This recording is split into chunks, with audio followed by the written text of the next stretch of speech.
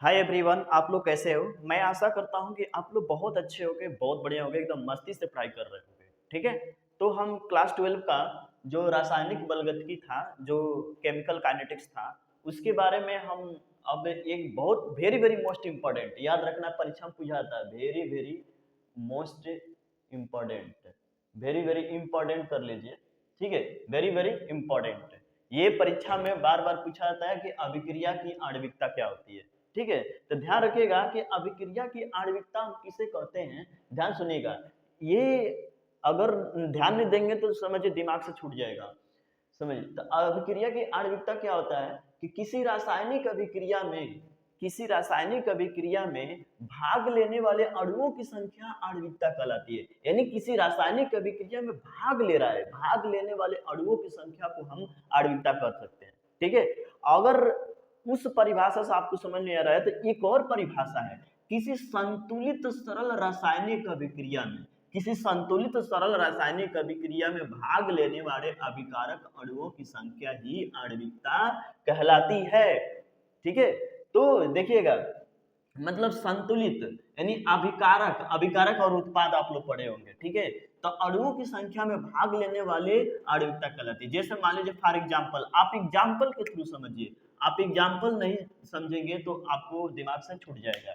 तो समझिए NH4NO2, मान लीजिए NH4NO2 है, एक is equal to N2 + 2H2O है। तो ये सरल रासायनिक अभिक्रिया है। क्या है? एक प्रकार की सरल रासायनिक अभिक्रिया है। तो मान लीजिए N2 + 2H2 यानी नाइट्रोजन और हाइड्रोजन ऑक्साइड, यानी जल बना रहा है। ठीक है। ये नाइट्रोजन और जल बना रहा है, तो इसकी आणविकता एक है। क्यों एक है? ध्यान सुनिएगा। क्योंकि यहाँ पे एक ही रिएक्शन है ना जो भाग ले रही है, इसलिए इसकी आणविकता क्या हो जाएगी? एक हो जाएगी। अब नेक्स्ट हम दूसरा एग्जाम्पल के थ्रू समझते हैं कि दूसरा एग्जाम्पल में देखिएगा, इसमें 2HI है। 2HI है तो यानी H2 + I2 आ जाएगा। यानी H2 और I2 आ जाएगा, तो यानी इसकी आणविकता जो होगी वो 2 होगी। क्यों 2 होगी? यहाँ पर देखिए, यहाँ 2 है। ठीक है। तो इसकी आणविकता क्या हो जाएगी? 2 हो जाएगी। अब इतना तो आप लोग समझे। अब आगे हम थोड़ा समझते हैं कि आणविकता की संख्या के आधार पर, यानी आणविकता की संख्या के आधार पर, ध्यान सुनिएगा, आणविकता की संख्या के आधार पर अभिक्रिया के प्रकार, अभिक्रिया के प्रकार तो क्या हो जाते हैं? एक अणुक अभिक्रिया होता है, दूसरा द्विव अणुक अभिक्रिया होता है, तीसरा त्रि अणुक अभिक्रिया।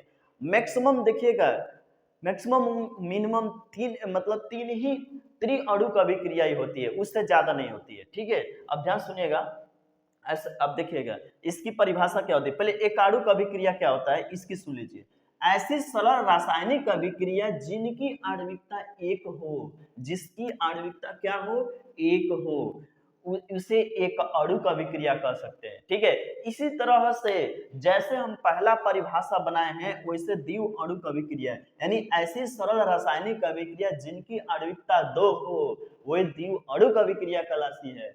और ऐसी सरल रासायनिक अभिक्रिया जिसकी आणविकता क्या हो? 3 हो, वो त्रिअणुक अभिक्रिया कहलाती है। ठीक है। तो आई होप एकदम बढ़िया सा आप लोग समझे होंगे, बहुत अच्छे से। आप ये स्क्रीनशॉट ले लीजिए और इसको नोट डाउन कर लीजिए। ठीक है। ये परीक्षा में बार बार पूछा जाता है, आप नहीं लगाएंगे तो आप समझिए कि छूट जाएगा परीक्षा में। ठीक है। ओके, मिलते हैं छोटा सा ब्रेक के बाद से।